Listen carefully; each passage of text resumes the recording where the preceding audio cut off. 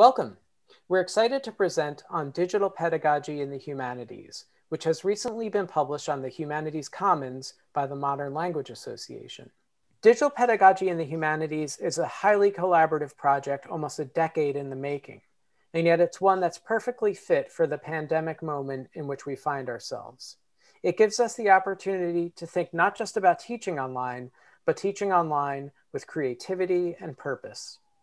Digital pedagogy in the humanities is focused around 59 keywords of digital pedagogy, ranging from queer to open to rhetoric to fiction to intersectionality and more. For each keyword, a curator has chosen and annotated 10 pedagogical artifacts, has written a curator statement, and has provided additional resources. The project has 4 general co-editors, 84 curators, and it contains 59 keywords and over 590 annotated artifacts. These artifacts don't just define digital pedagogy, they present the stuff of teaching and learning, the actual materials, syllabi, assignments, rubrics, and resources, and more.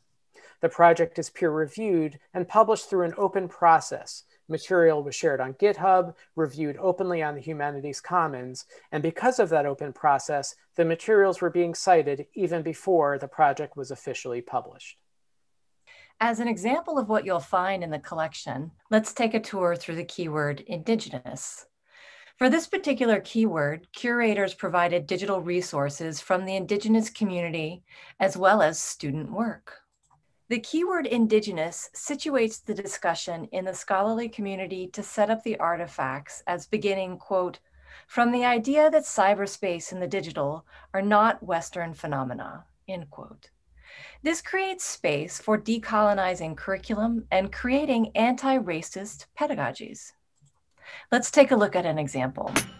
The curators explain that, quote, the video AIO Stomp by Skookum Sound Systems can be read as a sonic map illuminating the time and space collapse mobilized through the remix. The curators add that, quote, this assignment allows students to practice, in their own ways, creative intimacies with the spatial scales of land, bodies, and territories, water or land, and terrestrial or celestial, end quote. Creators of artifacts make something for themselves, a syllabus or perhaps an assignment prompt, which is personal, ephemeral, and invisible to a larger community. But DPIH generates a chain of sharing and citation that enables us to really work together as a community of scholars invested in helping each other.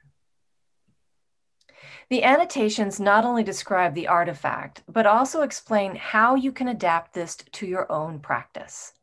Isn't the value of scholarship to make it visible for sharing, remixing, and discussion? We need such open sharing now. Our recent forced migration into digital context means that everyone is dealing with the challenges of digital pedagogy, challenges like this list of objections that we discuss in the introduction to this project. In the past, instructors could avoid challenges by avoiding open online student work. But in doing so, not only do students miss out on opportunities like those described for the keyword Indigenous, but instructors also do a disservice to students. As personal, professional, and civic lives increasingly play out in open online contexts, we must teach our students to negotiate the challenges of digital identities and privacy.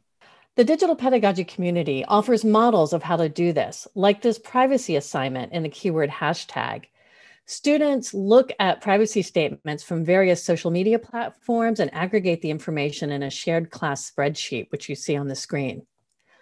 This helps them better understand how their own data is used and shared. And it's just one example of how open collaborative communities can provide strategies for instructors to engage in such vital issues. We highlight digital pedagogy in the humanities as a model for open social scholarship because instructors and institutions are having these conversations on campus right now. Conversations about open scholarship, about diversity, equity, and inclusion, about decolonizing the curriculum and how to work on being anti-racist. As we write in the introduction, this is why we need digital pedagogy and why digital pedagogy means open social scholarship. Thank you.